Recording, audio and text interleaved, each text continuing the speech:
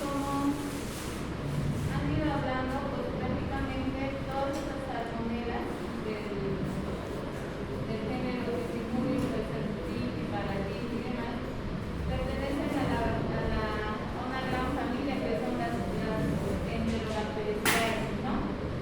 Y pues obviamente de acuerdo a los serotipos que a veces se va a ir a afectar sobre todo a los seres humanos, tenemos una gran cepa que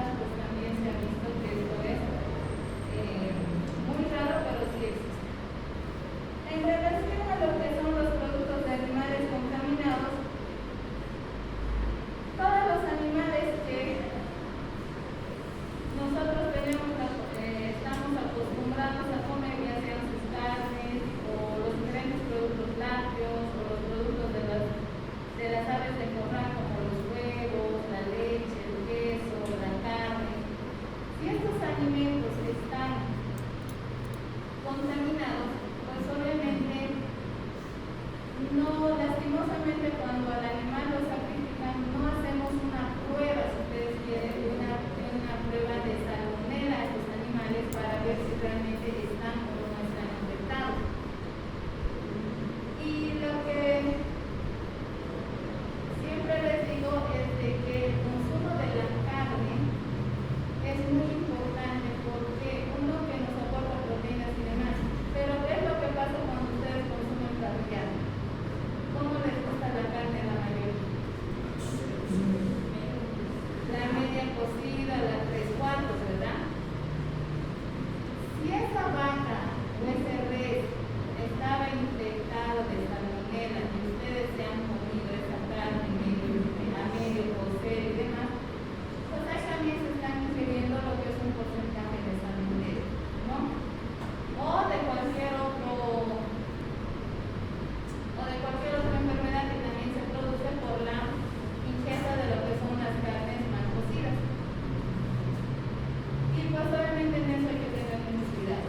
La otra cosa es la leche, ¿no? Tal vez los que tienen vaquitas y demás han debido probar la leche recién salida, recién ordeñada de la vaca. Tiene otro sabor, es calientito, todo lo que ustedes quieran. Pero si esa vaquita igual está infectada y lastimosamente hemos ingerido su leche, que no está pasteurizada y demás, y pues nos hemos ingerido ahí nuestras salmonelas también, ¿no? Entonces tengan mucho cuidado si es que en alguna oportunidad ustedes consumen o les regalan, pues hay que hacer hervir la leche pues, por bastante tiempo, ¿no? Por lo menos creo que son 1 o 2 días que tienen que hervir la leche antes de que nosotros podamos consumir. En relación a lo que son los productos de los animales de corral, si bien estamos acostumbrados, bueno, la mayoría, porque no a todos les gusta lo que es el huevo, pero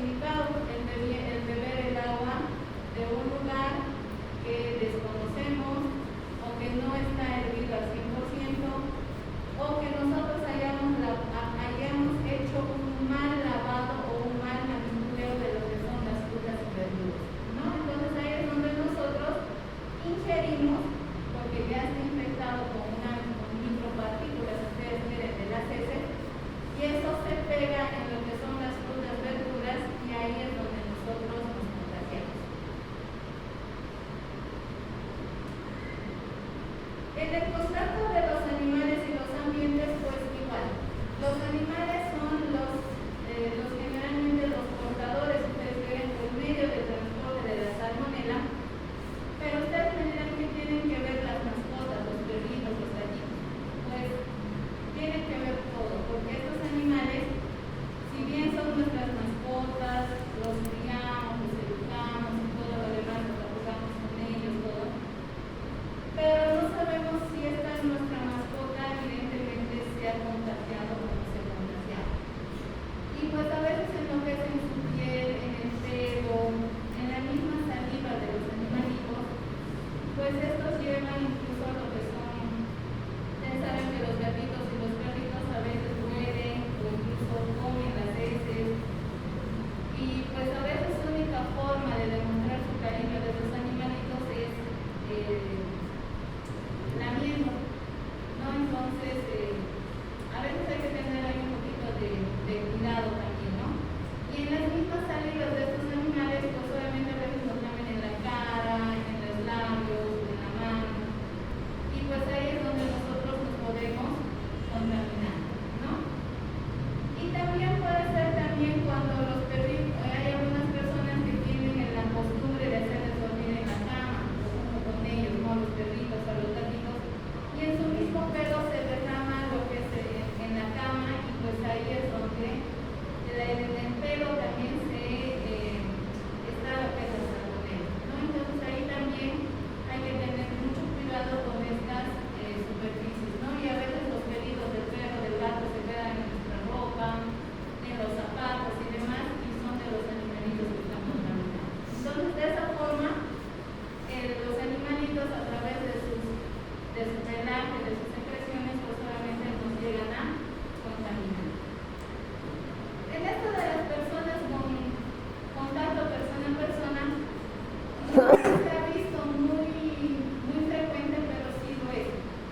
Sobre todo, y lo digo, en los dos extremos de la vida, ¿no? Cuando, si es que de acá algunos son papás, mamás, cuando el bebé se ha enfermado, ¿quién cambia los pañales? Tiene que ser más que todo la mamá, en algunas ocasiones el papá.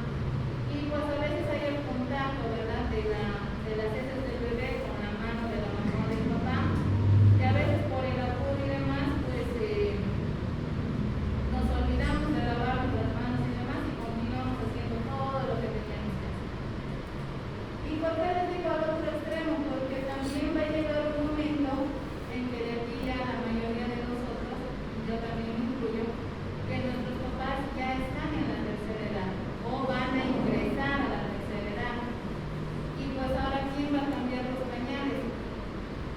Entonces acá es donde también a veces hay algunos hijos que se dedican al cuidado de los papás y demás, y pues al final los hijos son los que llegan a todos cambiando a los papás, ¿no? Porque al final las personas de la tercera edad se vuelven como unos niños, o sea, todo retrocede, ¿no? Y si somos uno de los hijos que vamos a cambiar, nos vamos a dedicar al cuidado de nuestros papás y demás, igual puede haber este contacto, ¿no? Al cambiar de bañar a los papás, pues puede haber ese contacto de las heces con la mano y por el apuro y demás, pues igual hacemos la misma contaminación. Y si no somos nosotros, pues va a ser la enfermera o va a ser la persona que nosotros vamos a encargar que nos cuiden a nuestros papás y demás, y pues va a ser la misma situación. Entonces siempre hay que tener mucho cuidado cuando se haga la manipulación, sobre todo de las heces en los dos extremos de la vida, ¿no? Porque son personas ya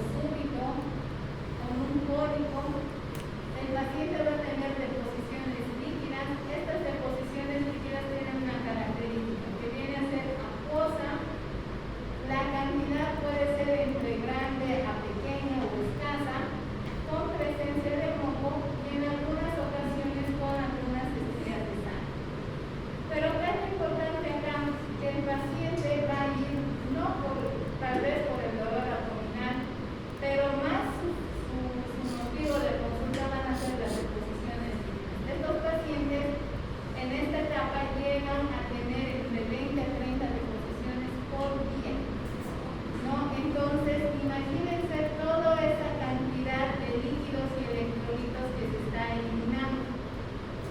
Y esta etapa generalmente va a durar entre unos 5 a 7 días. Entonces, más que todo el paciente va a ir por ese episodio de deshidratación, de malestar. Y pues en algunas ocasiones puede ir acompañado de náuseas, vómitos. La fiebre va a alcanzar hasta los 40 grados centígrados, que va a durar entre 2 a 3 días. Y los síntomas van a empezar a mejorar pasados estos 3 días que están viviendo, ¿no? Y pues obviamente esto va a persistir hasta 14 días, y pasados estos 14 días el paciente ya no va a tener ninguna molestia, ¿no? Entonces es muy importante que cuando el paciente venga con náuseas, vómitos, diarrea, fiebre y dolor o agonía de tipo cólico, pensar en salmonela mientras hacemos los laboratorios y demás, iniciar empíricamente el tratamiento y después ya con los resultados reafirmaremos o cambiaremos nuestro tratamiento. En cambio, la fiebre entérica ya es un poquito más, si ustedes quieren, un poco más delicado. Como su nombre lo dice, es una fiebre. Esta fiebre no va a ser como el anterior, como en la enterocolitis, una fiebre autolimitada, que en 2 a 3 días pasó y ahí muere. En acá no. Acá la fiebre va a ser mantenida y prolongada, o sea que el paciente va a estar con fiebre constante, va a tener incluso bradicardia, o sea, al examen físico vamos a palpar una esplenomegalia, puede haber una leucopenia o puede haber unas manchas de color rosa en lo que es a nivel de la piel. Y pues ya si ustedes ven la cosa ya es un poco más serio, ¿no? Ya no es tan bonita como una enterocolitis. Acá el periodo de incubación ya no es tan corto como en el anterior, acá son de 5 a 21 días, más o menos con un promedio de 7 a 14 días que se va a producir este periodo de incubación. Y pues que acá, aparte de lo que es la fiebre, el malestar general, en algunas ocasiones llega a haber tos, ¿no? Porque la salmonela en algunas ocasiones llega a tener el ciclo de Weber, como tiene lo que son las áscaris y demás, y esto les produce la tos. Y pues una vez que en este periodo de incubación el paciente puede tener lo que es la diabetes, ¿no? Entonces a veces eso nos hace confundir un poco. Entonces estos pacientes, la fiebre va a ser entre 39.4 hasta 40 grados centígrados, que va a ser de forma constante los primeros días, generalmente hasta la primera semana, ¿no?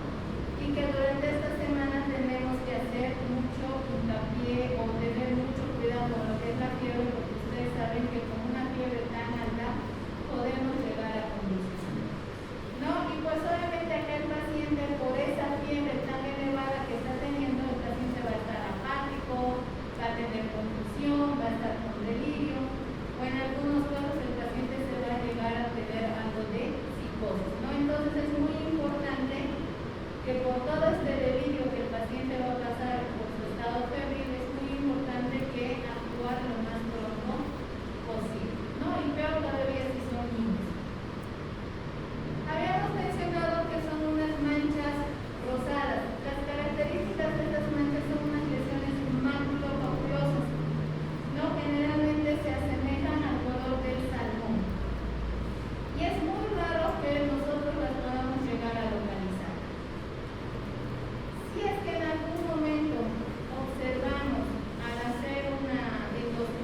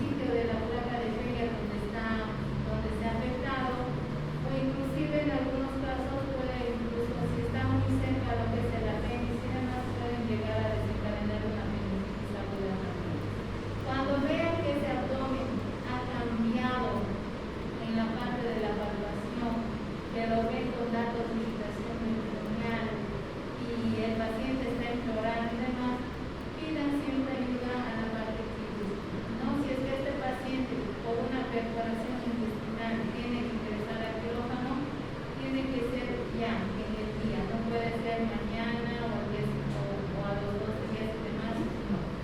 Siempre pidan cuando vean que hay algo que no les gusta en el abdomen, soliciten valoración por cirugía y pues ahí ya el cirujano hará lo que tiene que hacer.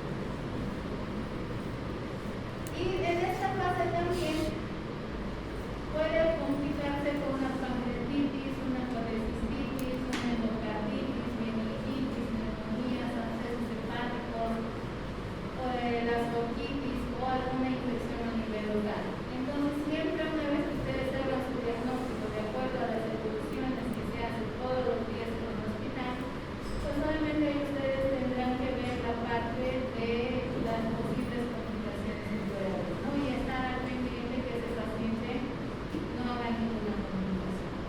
Si ustedes auscultan que ese corazón es demasiado lento, pidan siempre un electrocardiograma, porque normalmente de cuánto va la frecuencia cardíaca. De 60 a 100. De 60 a 100. Entonces, si está menos de 60 y vemos en el electrocardiograma, como pueden ver acá, y esto es normalmente lo que se hace un electro, cuando ya se ve que hay una bradicardia, entonces hay que ver si es una bradicardia sinusal o es un bloqueo o algo está pasando con ese corazón, ¿no? Entonces, siempre que escuchen algo alterado en la parte cardíaca, siempre hagan un electro o si es que hay la aparición de un soplo reciente, un ecocardiograma, radiografía de tórax y todo lo demás. La salmonela va a ir a todos lados, no solamente se va a quedar en la parte gastrointestinal, va a ir a la vesícula como es el bolio, hígado, vaso, pulmones y todos los órganos que ustedes deseen. Entonces, la salmonela no es específicamente o 100% específico del sistema gastrointestinal.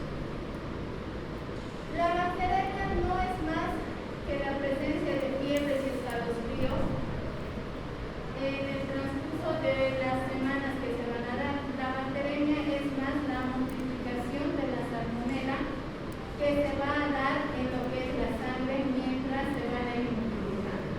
Acá los síntomas gastrointestinales van a ser muy infrecuentes porque todavía no están en la parte gastrointestinal, sino que están circulando en el torrente circulatorio y pues van a haber signos bastante inespecíficos. El paciente va a estar con anorexia, va a estar con malestar general, va a haber pérdida de peso y pues dependiendo de dónde se va a ir a localizar la salmonela, puede hacer una infección metastásica a hueso, puede ir a las articulaciones, puede ir inclusive a ocasionar tal vez un aneurisma de aorta, o puede ir a lo que es el pericardio, a las meninges, al espacio pleural, pulmones, válvulas cardíacas, donde ustedes quieran, la salmonela puede ir a través del torrente sanguíneo.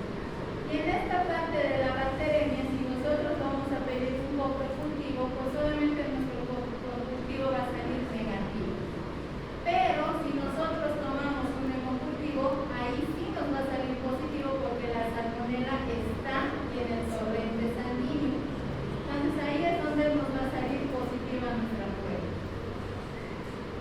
Y pues vamos a ver que esta bacteriemia es más frecuente en lo que son los lactantes y en los ancianos, ¿no? Porque en personas que van a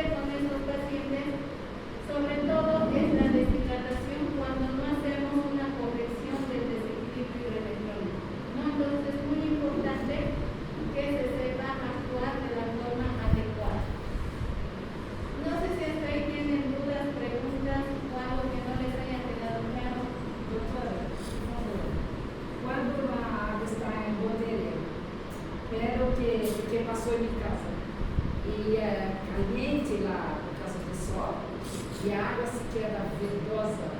Isto o que é esse detalhe? É que tipo.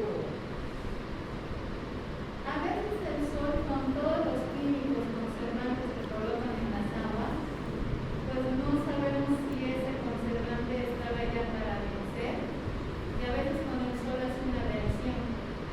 Por eso es que es muy importante que no dejen sus bebidas al contacto del sol. O puede ser que el agua ya estaba, sus conservantes ya estaban vencidos y pues con el sol se ha reactivado y ahí es donde se hace esa coloración. Entonces, por eso es que siempre que compren sus botellas de agua, lo hagan en un lugar, en una tienda cerrada y demás, que esté refrigerado, que no le dé el sol. Y siempre fíjense la fecha de vencimiento también, ¿no? Porque a veces por desesperación abrimos la botella y nos tomamos el agua y no nos quedamos así. ¿No? Entonces, todas las botellas que vienen envasadas, embotelladas, vienen con conserva. ¿No? Entonces utilizan bastantes químicos y demás para que se mantenga así cristalina como lo ven el agua. Entonces, por esa razón. Sí, protegible, ¿verdad? El doble cadete. ¿Alguna otra duda, pregunta? ¿Qué saben sobre la brucelosis? Ahora en realidad transmitida por la enfermedad rara.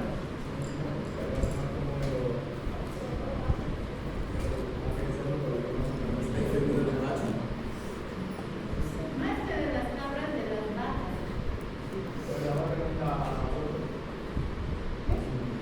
Hay diferentes tipos de brucelas que vamos a ver, ¿no? Entonces, son de los carneros, son de las vacas, son de los camellos, pero yéndonos a nuestro medio, aquí no tenemos camellos, pero sí tenemos perritos, que también hay una brucela que es la brucela canis. Entonces, de acuerdo a la sintomatología y de acuerdo a nuestro medio donde nosotros vamos a estar, ¿verdad? ¿Qué más sabe de la brucela? La infección de animal para la persona, ¿verdad? Más o menos. Sí. ¿Ya? Va a tener el mismo recorrido con la macrófago. ¿Ya? ¿Qué más? Pues prácticamente es lo que ustedes han mencionado. La brucelosis es más que todo del género de la brucela. ¿Que va a causar enfermedad al ser humano? Claro que sí, va a tener manifestaciones similares tal vez a una gastroenteritis, pues sí. Pero esto se va a transmitir a partir de algunos animales que van a estar en la parte de la exposición, con la parte ocupacional también, como habíamos visto con la parte de estas personas que se dedican al sacrificio de los animales, o que hayamos ingerido sus productos, ¿no?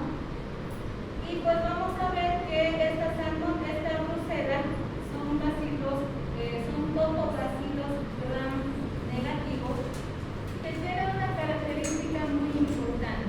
Vienen a ser de crecimiento lento, son bastante pequeños, son inmóviles, no capsulados y producen asporófilos. Y hay 4 tipos de brucela: la brucela gordus, la brucela suis, la brucela canis y la brucela mentis. Estas 4 se las ha clasificado en 4 grupos porque tienen sus diferentes criterios bioquímicos, la parte metabólica, la parte inmunológica, que todo esto obviamente nos va a causar enfermedad a los seres humanos. Y dependiendo del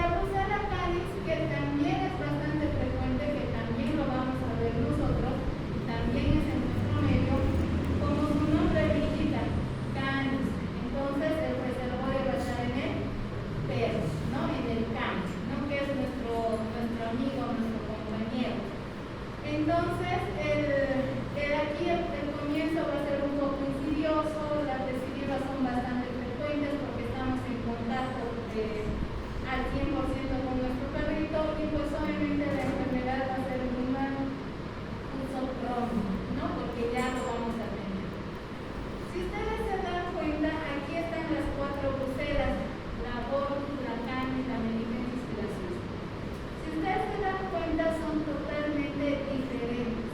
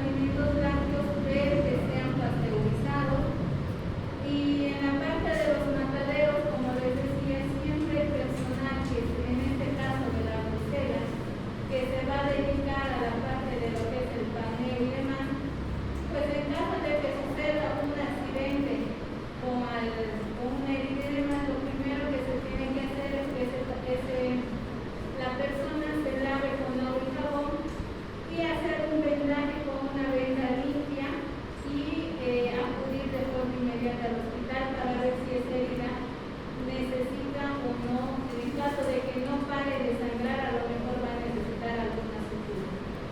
Para manipular a los animales, sobre todo de lo que ya habíamos mencionado, siempre llevar guantes. El personal que va a estar en la parte de los mataderos tiene que utilizar protectores, sobre todo la parte de los mamelucos, guantes, gafas, gorros, botas especiales. Y pues obviamente hacer la prohibición de la ingesta de carne cruda. ¿Hasta ahí tienen alguna duda, pregunta? Ninguna. Entonces, para la... A pesar de los cuatro tener formas diferentes de hacer la infección, el tratamiento es lo mismo. Entonces, doxiciclina de 6 a 6 horas, 45 días. 45. Es lo que está. Para la siguiente fase van a ver anemias y diarreas, que es lo que vamos a ver. Doctora, La segunda parcial. todo lo que estamos viendo hasta antes de terminar el segundo parcial. Después de yardiasis. ¿Cuál es la posibilidad de ¿Perdón? Después de yardiasis. O sea, nos falta ver varios temas. Diarrea, toxoplasma, cólera, tétano. O sea, el segundo parcial, como les he dicho, va a ser más de 15 temas. O sea que por eso les digo, estudien, lean. ¿Y cuál es la posibilidad de pasar a las otras áreas? Posibilidad de que